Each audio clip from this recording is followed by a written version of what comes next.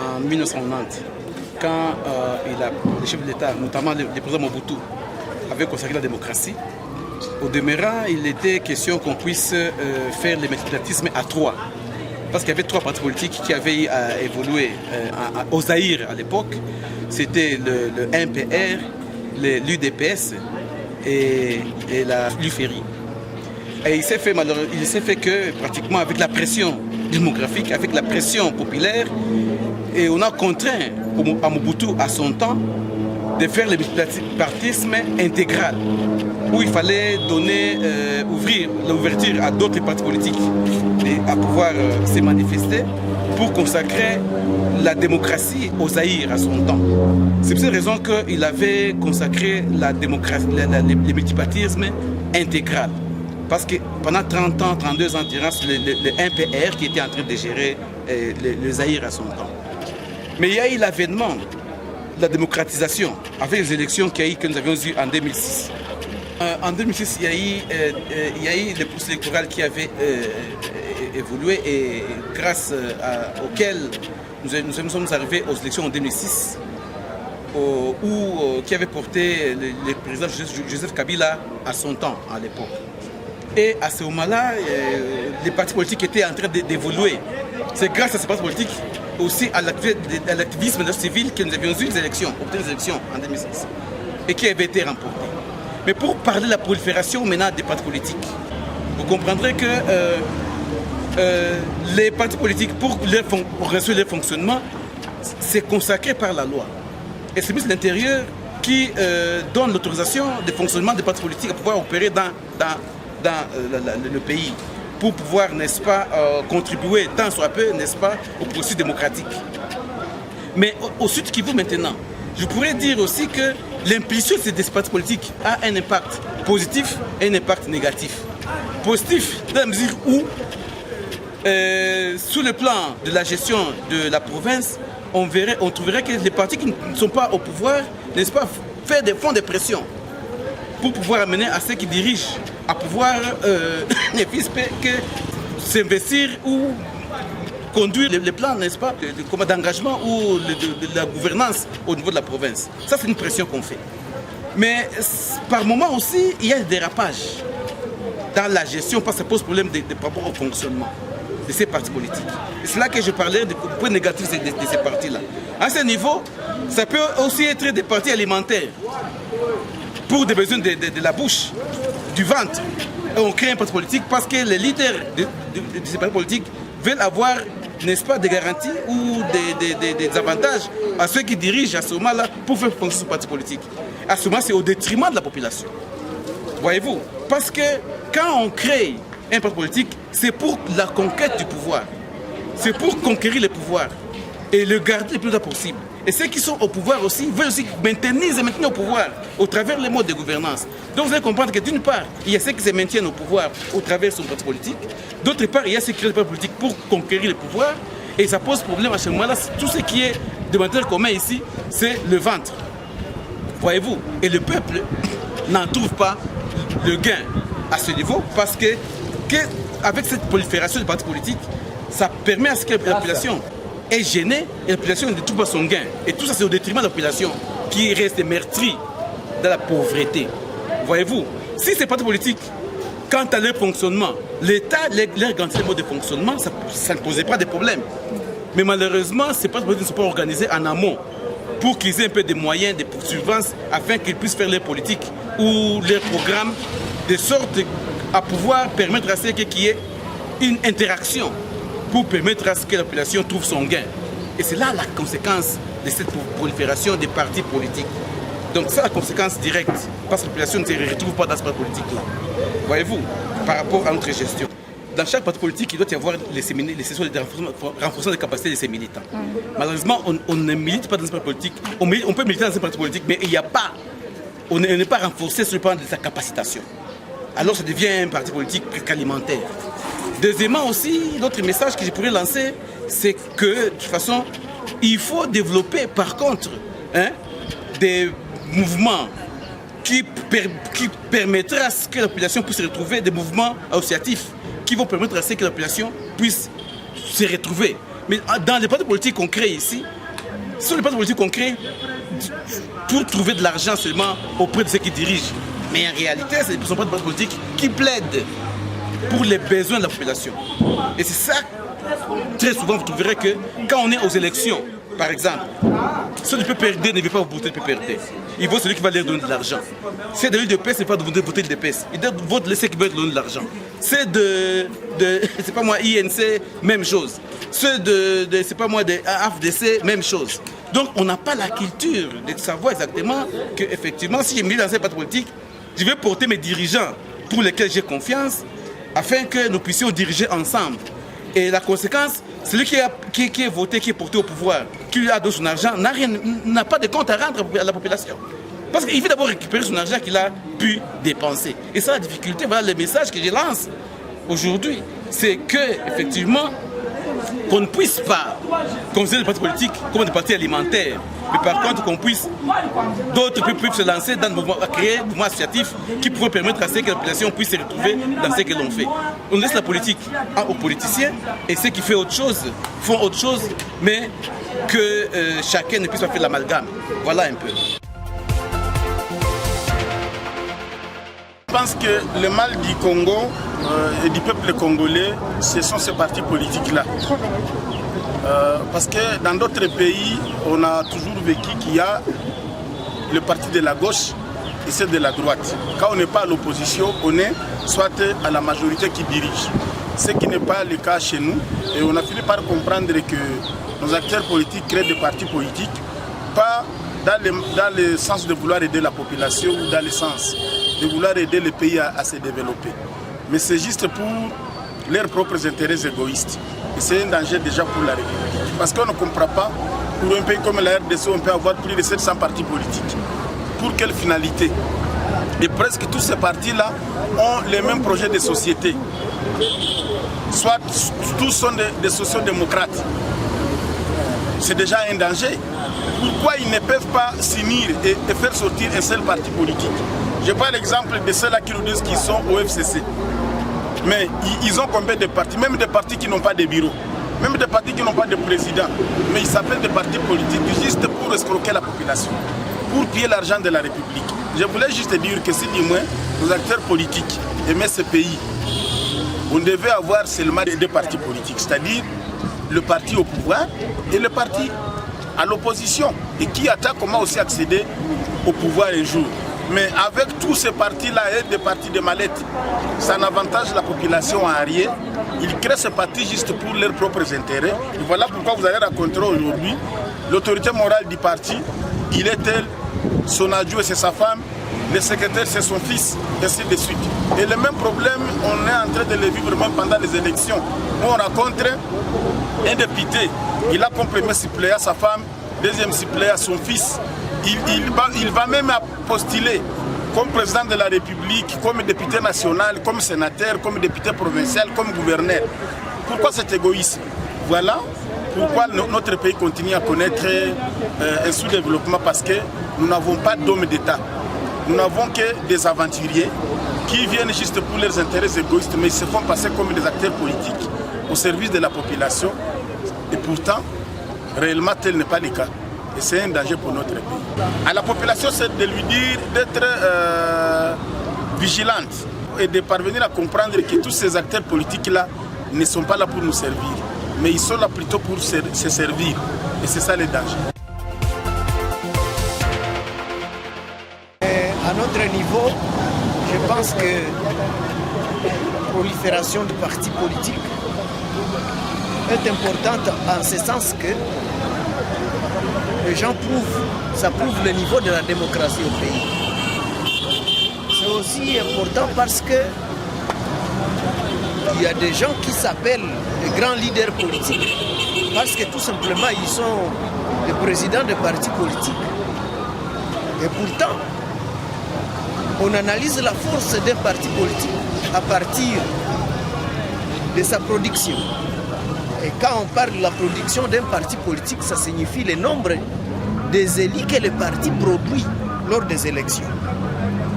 En tout cas, sur le plan politique, c'est très important. Et je pense aussi que c'est très important parce que tu vois par exemple ces moments que nous traversons, nous commençons à avoir de nouveaux partis politiques. Les maisons qui se trouvent sur les artères principales coûtent aujourd'hui cher parce qu'il y a des gens qui pensent qu'il faut investir dans les partis politiques. Et les partis politiques deviennent maintenant ou deviennent très nombreux. Maintenant, c'est à la population de prouver en qui il a confiance dans tous ces leaders politiques-là. Et sous d'autres cieux, les élections, c'est une fête. C'est une fête parce que c'est le moment de sanctionner les gens. C'est là qui nous trompaient dans les temps. Ils vont encore une fois se représenter dans les jours à venir. C'est le moment de les sanctionner. De les sanctionner par les élections. Donc là, ce que nous appelons prolifération des partis politiques, c'est ce que nous appelons en d'autres termes le multipartisme. C'est important parce que ça élève le niveau de réflexion de la population. La manière dont on a élu en 2006, ça n'a pas été la même en 2011. Ça n'a pas été le même en 2016. Je suis sûr que ça ne sera pas de la même manière en 2023. Vous comprenez? Donc il y a évolution chaque jour. Les gens découvrent dans les politiques, dans les politiciens, dans le langage courant, qui dit vrai et qui trompe. Celui qui dit vrai, on le voit par ses actes. Et les gens vont, la population va encore une fois investir sa confiance dans ces politiciens-là. Donc le multipartisme, c'est bon. Si nous avons seulement deux partis, les gens vont dire alors je vote pour tel, mais bon, en réalité je voterai pour tel. Alors il faut donner la chance à tout le monde d'être dans des partis politiques.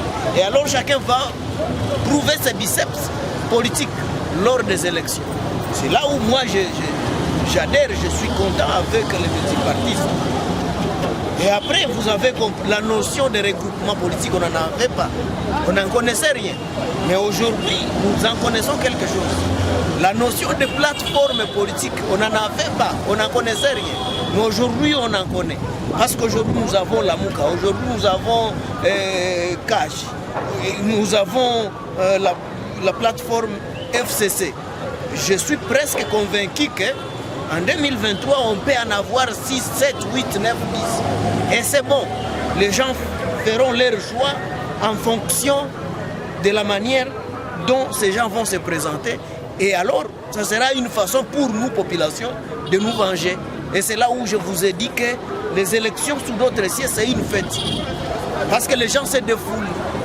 Je n'ai pas été d'accord avec la façon de travailler de tel député, alors je ne vote plus pour lui.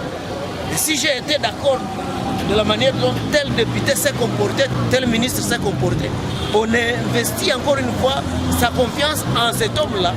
Et c'est ça la démocratie des enfants de Dieu. Le multipartisme, prolifération des partis politiques. Mais ça, c'est un terme péjoratif. Moi je soutiens. Il faut qu'il y ait beaucoup de partis politiques. Écoute, aujourd'hui, nous, ACH, nous sommes encore une structure qui provient de la société civile, mais la population a investi en nous en votant pour Okito et Olive Moudekereza. Les gens sont en train de suivre les comportements des députés. Et à cette même population de choisir, est-ce qu'avec le mandat de Moudekereza, on peut encore voter pour lui? Peut-être oui, peut-être non. Est-ce qu'avec son Excellence Didier Okito a bien produit, on peut encore voter pour lui? Peut-être oui, peut-être non. Dani Bachige viendra comme candidat, Ide Bakoulou viendra comme candidat, tel autre et tel autre, parce que nous avons des stratégies que nous utilisons sur le terrain et les gens choisiront. Mais il y a des grands partis qui n'ont même pas eu, même pas un seul député provincial.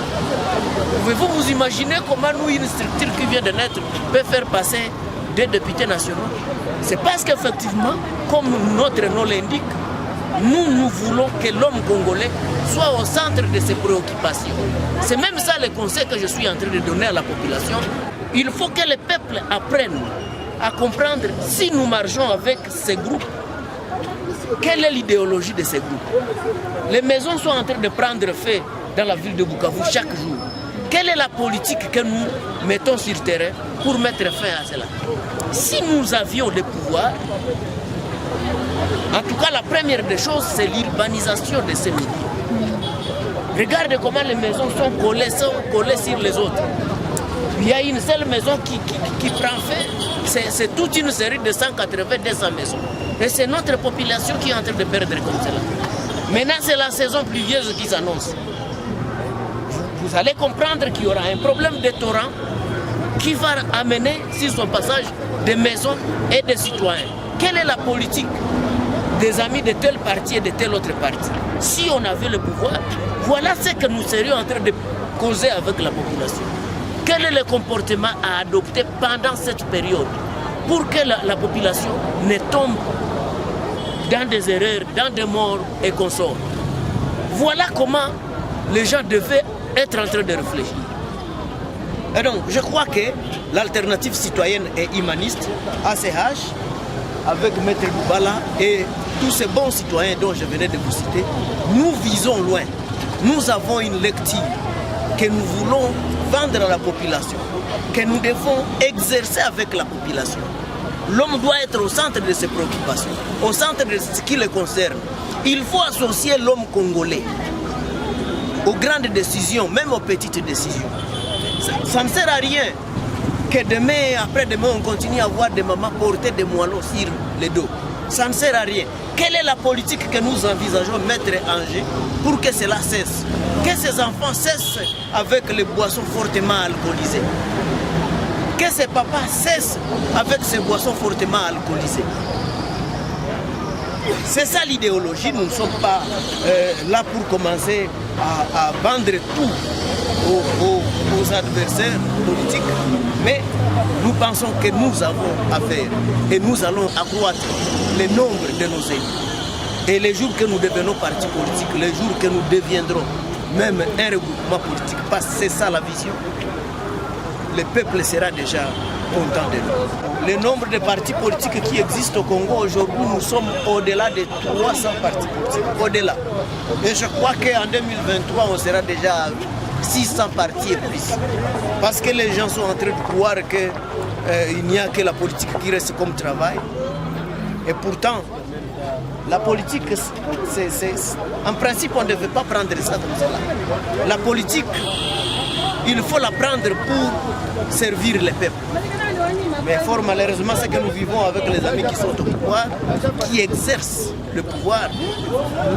Aussitôt au pouvoir, ils pensent leur famille, ils pensent leurs cousins, ils pensent leurs sœurs et frères et consorts, au lieu de penser, au lieu d'avoir la vision générale de la population. C'est ce que nous regrettons. Et malheureusement, je dois noter que nous avons été victimes de notre constitution que nous avons adoptée en 2006, qui, à son article 25, avait garanti la liberté de réunion et la liberté d'association. C'est cette brèche qui a fait que les associations politiques, sociales et économiques se multiplient du jour au lendemain, avec un objectif bien entendu de vouloir apporter un développement. Mais la réalité c'est que quand ces associations politiques, économiques et sociales se sont multipliées, ça n'a plus abouti aux résultats escomptés, malheureusement. Puisque parlant de la prolifération des partis politiques en République démocratique du Congo, cette pratique a commencé en 2006, lors des premières élections, pendant laquelle les partis politiques organisaient même certains partis qu'on appelait des partis satellites, qui se présentaient en lieu et place d'autres partis pour présenter d'autres candidats avec l'objectif de rafler le plus grand nombre de députés. Cela a occasionné que toute personne qui veut faire concourir à une ambition politique, il crée un parti politique. Et malheureusement, en créant ce parti politique, cela a abouti à ce que nous pouvons même qualifier de désordre, parce que cela a eu des répercussions même sur des listes électorales, parce qu'en ce moment-là, vous pouvez avoir, lors de l'organisation des élections, qu'il y a plus, par exemple, de 600 partis politiques. Et si tous ces 600 partis politiques vont concourir à des élections, soit présidentielles, soit législatives, provinciales ou législatives nationales, un bulletin imprimé doit avoir 5 à 10 pages pour les candidats qui se sont présentés. Puisque les élections passées, dans la ville de Bukavu seulement, pour la députation provinciale, on pouvait compter au-delà de 20 000 candidats pour la seule députation provinciale. Et au niveau de la République, il y avait plus de 800 000 candidats. Ce qui ne facilite pas, puisque cela entraîne une certaine confusion, en sorte que même les électeurs sont induits en erreur. Ils ne savent pas quel est le meilleur candidat qu'il faut choisir, qui va nous aider à pouvoir bien fonctionner, qui va nous aider à pouvoir bien réfléchir pour l'intérêt de la population. Les gens accourent pour des intérêts politiques et politiciens, mais pas plus pour des ambitions de pouvoir redresser la communauté avec sa souffrance. Et c'est pourquoi vous voyez qu'à tout moment, la souffrance de la population tend à demeurer, parce que ces gens-là n'ont pas eu des visées de pouvoir redresser la communauté, mais ils ont eu des visées de pouvoir seulement peut-être s'enrichir, puisqu'aussitôt qu'ils sont au pouvoir, ils commencent à se servir. Et quand ils se servent, vous voyez que la communauté est abandonnée à son triste sort et il n'y a personne qui va se retrouver. L'autre problème a surgi avec ce qu'on a appelé le dédoublement des partis politiques. Puisque ça, c'est une problématique que nous avons, auquel nous sommes en train de nous battre à l'AFDC alliés.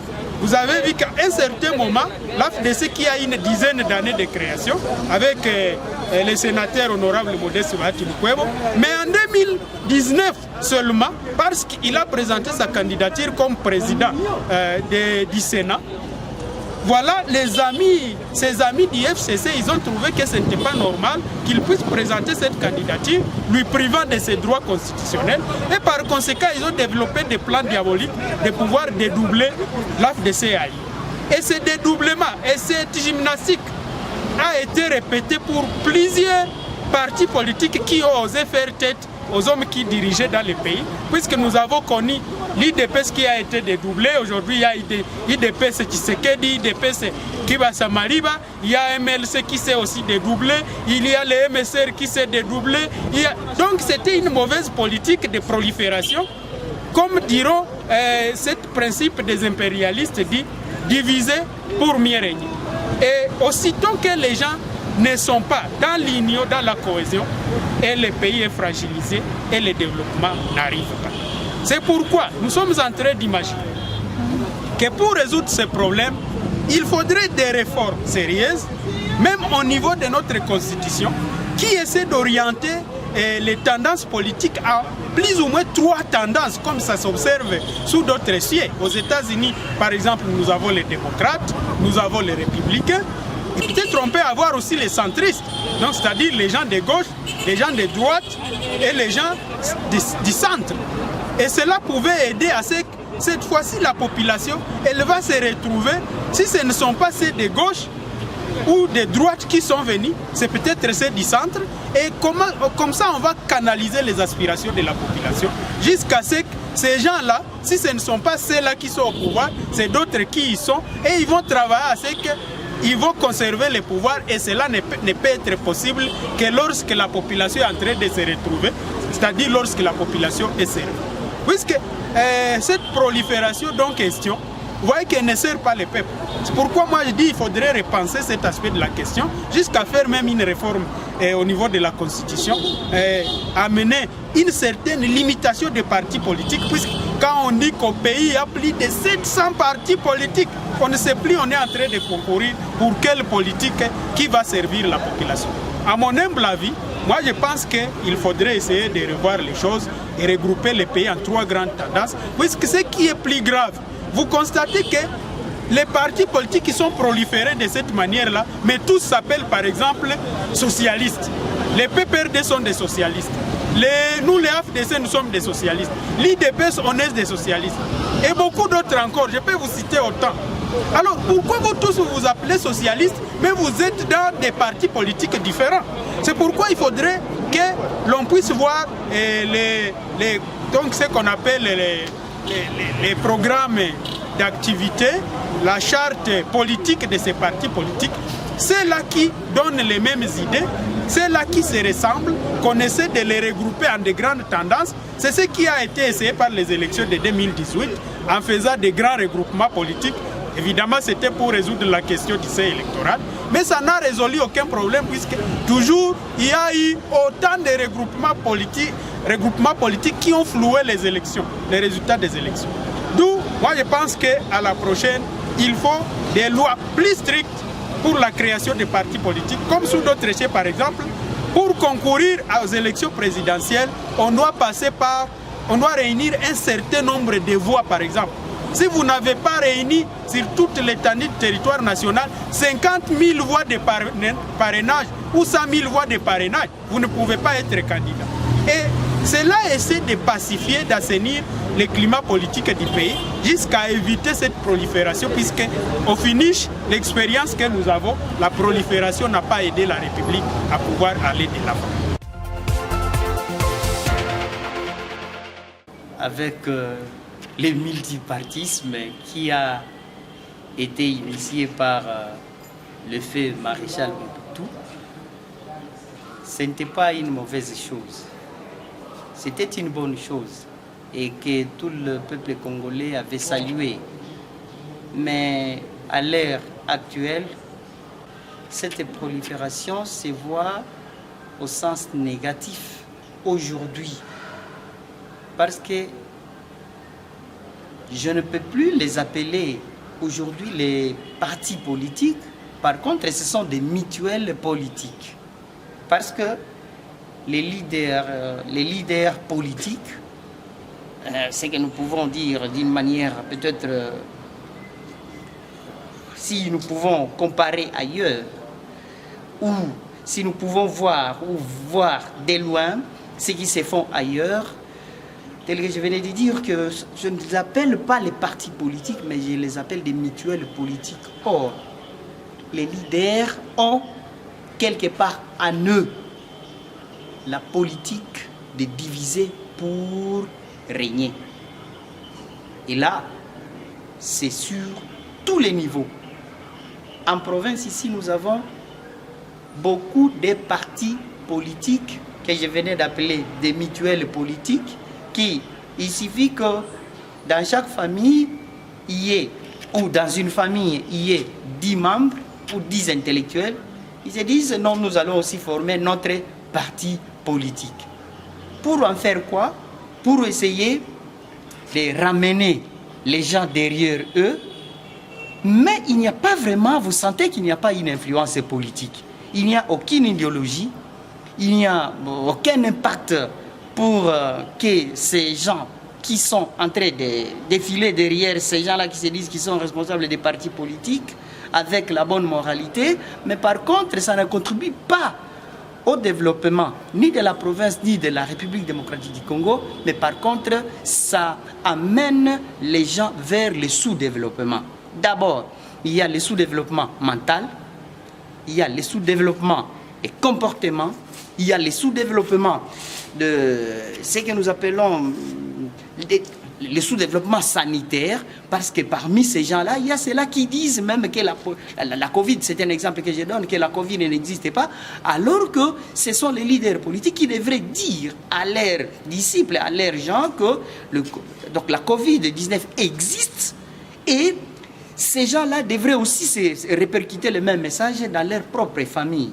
Mais je dois vous dire que la prolifération des partis politiques n'est pas une bonne chose. Par contre, c'est une chose qui nous amène vers le sous-développement au lieu de faire avancer le pays vers le grand développement auquel les autres pays aspirent.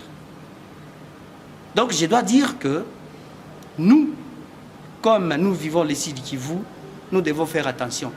Et si nous ne faisons pas attention, nous risquons un jour de voir la population sud-kivusienne, permettez le terme, de se mettre de devoir être dans une lutte interfratricide.